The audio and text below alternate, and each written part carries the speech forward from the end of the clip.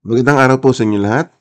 Ang katanungan ay galing po kay Emily Morete. Basahin po natin. Paano po kung nagsisi po uli siya at bumalik na muli sa Diyos at sumunod na muli siya?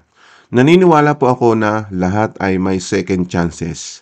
At bago po natin bigyan ito ng paglilinaw, magido sa mga bago na napapadaan dito sa ating channel, God's Word Read Scriptures, subscribe now. Bakit po? Inaayahan ko kayo na mag-subscribe dito. Dito nag-aaral tayo ng mga pananalita ng ating Panginoong Hesus na kung saan ay matutunan natin yung kanyang mga aral. Bibigyan niya tayo ng karunungan, kaalaman at pangunawa. Ngayon, mabalik po tayo sa inyong katanungan. Na kung saan si Emily po ay may ganitong pangatwiran. Tandaan po natin. Hindi lahat ng katwiran natin ay tama. Totoo naman meron pong kasabihan na may second chance. Totoo po yun. Kung ganito ang ating katwiran, iba yung katwiran ng Diyos. Tandaan po natin yan. Ngayon, basahin natin muna ito. Na magkaroon tayo ng unawa doon sa second chance na sinasabi po ninyo. Ngayon, magkakaroon tayo ng ganitong bukas na isip sa mga sulat po ni Apostol Pablo kay Tito. Basahin natin Tito chapter 3 verse 10. Pagsabihan mo ang taong sumisira sa iyong pagkakaisa. Itakwil mo siya kung pagkatapos ng 2 babalay, hindi pa rin siya nagbabago. Tandaan po ninyo, 2 babala. Ano ba yung 2 babala? Ngayon, punta tayo ng iba't ibang salin.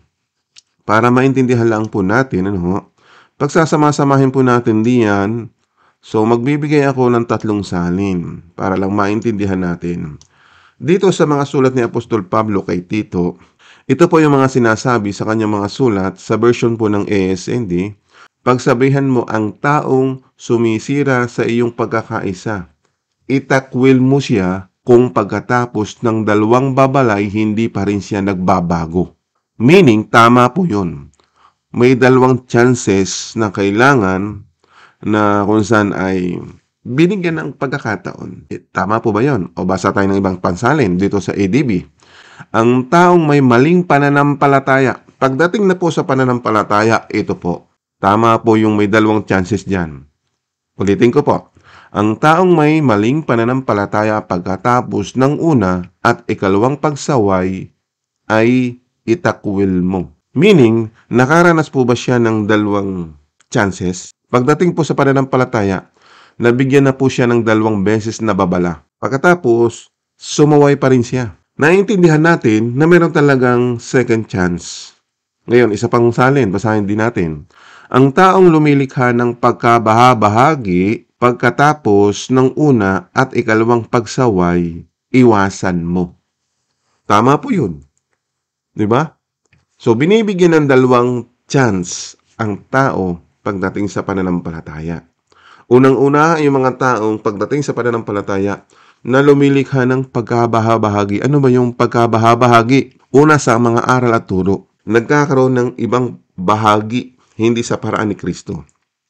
Iyan ang sinasabi natin, At yung namang pananampalataya, kung mali ang iyong pananampalataya at ipinagpipilitan mo pa rin yung iyong nalalaman, hindi sa paraan ng Diyos, itatakwil natin yon.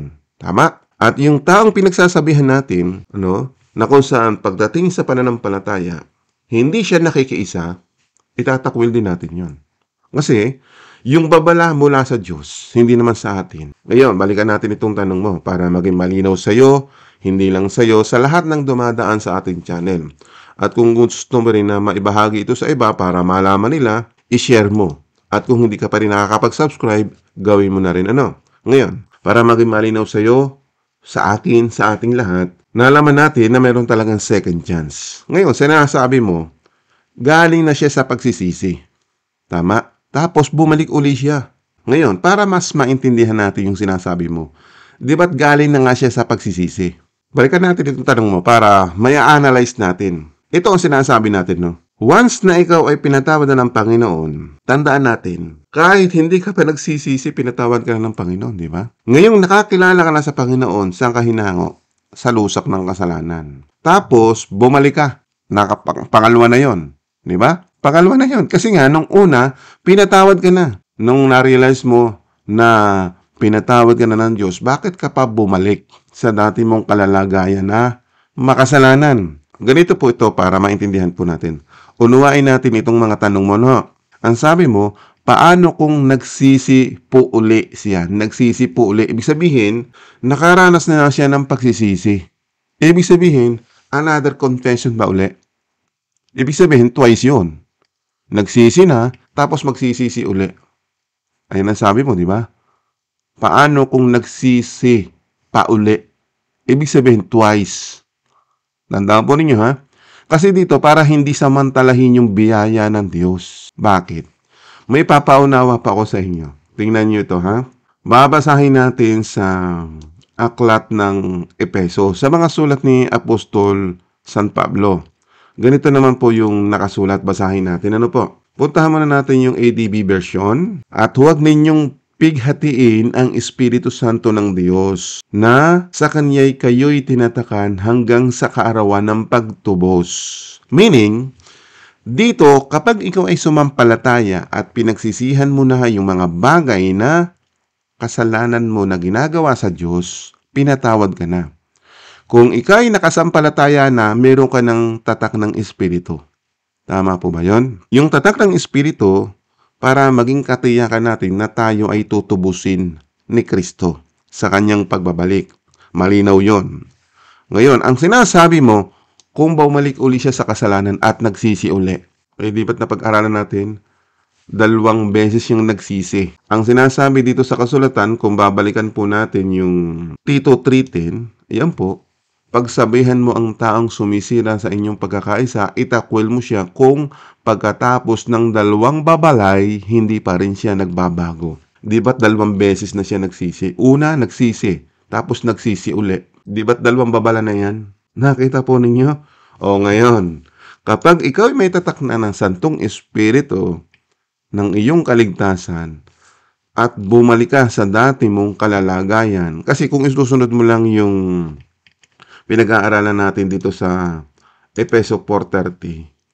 Pag sinabing huwag ninyong bigyan ng kalungkutan ang banal espiritu ng Diyos, ibig sabihin, aalis ang banal espiritu sa'yo, mawawalan ka ng patnubay.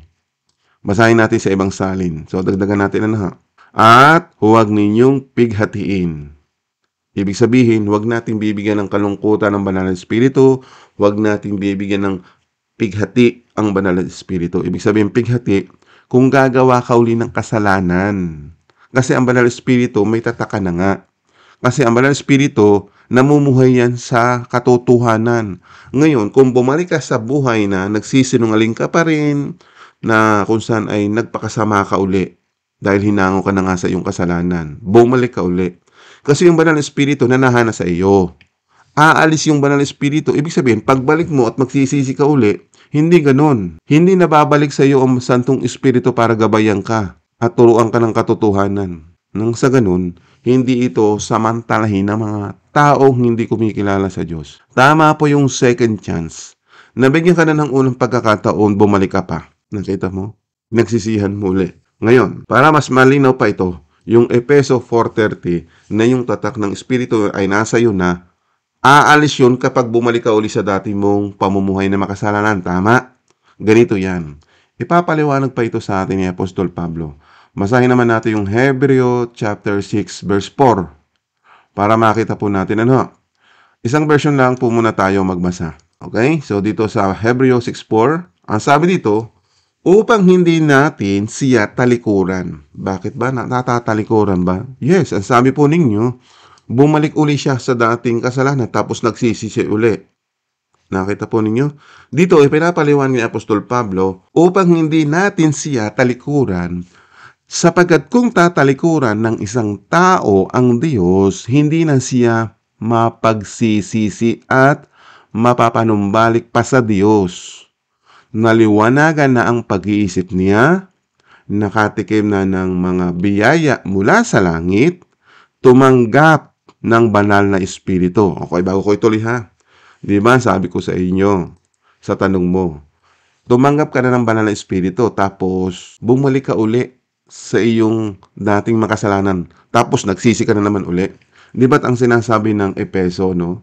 Balikan natin yung Efeso 4:30. Kaya huwag na huwag nating pipighatiin o bibigyan ng kalungkutan ang Banal na Espiritu kasi nga lalayo kapag bumalik ka sa dati mong buhay makasalanan.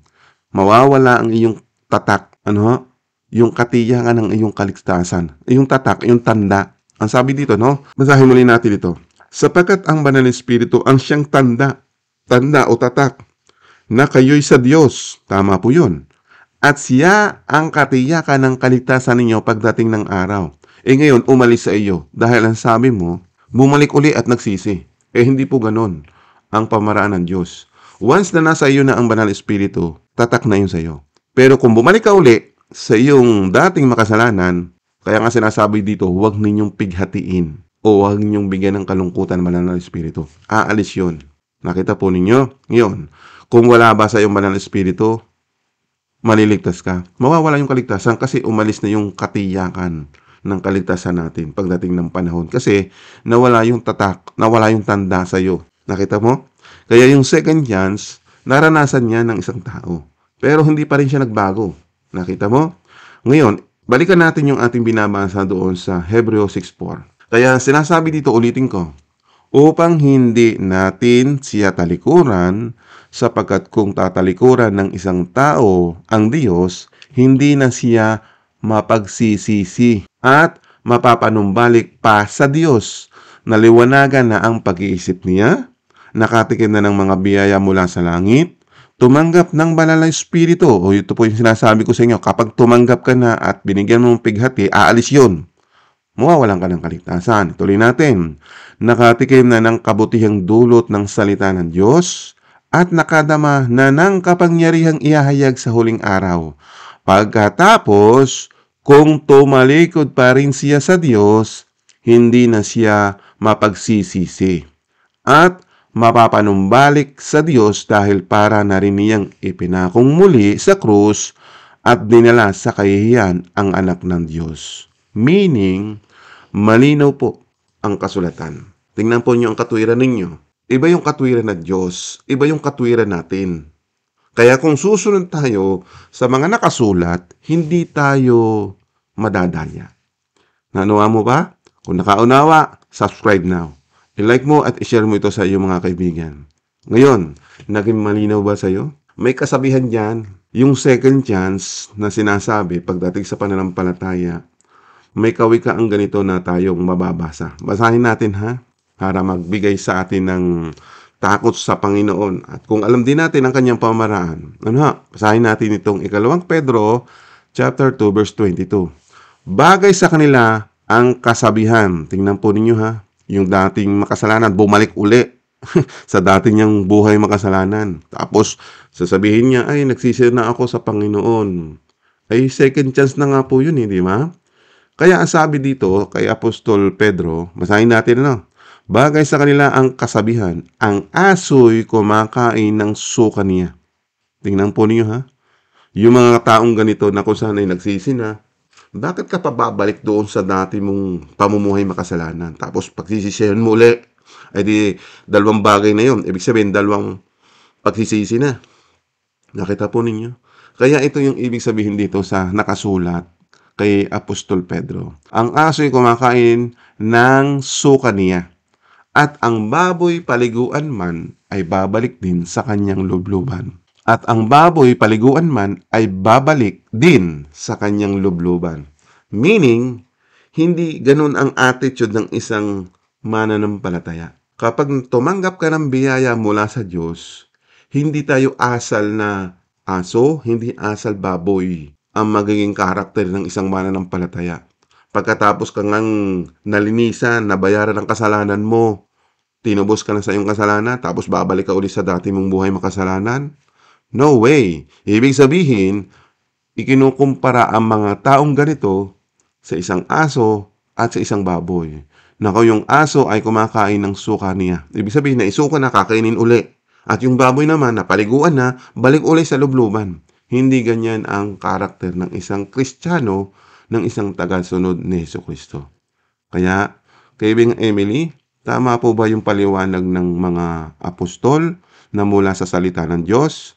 Kaya kung nakaunawa ka, para maging kapatid kita sa pananampalataya, mag-subscribe ka sa channel ito. Hindi ka maililigaw. Stay tuned ka lang, patuloy ka makinig, patuloy ka rin magtanong sa mga bagay na hindi mo nalalaman. Dito lang sa ating channel naglilinaw tayo. Hindi ko para sirain ang anumang pananampalataya ng iba. Ang sabi ko lagi, narito yung channel para ilinaw ang mga bagay na hindi natin naunawaan. Kaya hanggang dito lang po muli ang ating pag-aaral. Hanggang sa muli ng ating pag-aaral. Ano po? Muli natin ibalik sa Diyos ang papuri, pasasalamat at pagsamba sa Diyos na dakila na makapangyarihan sa lahat, doon sa Ama. At ganoon din po sa kanyang anak na si Jesucristo, magbigay papuri din tayo. Sa kanya po ang kapurihan. Amen? Hanggang sa muli. Amen.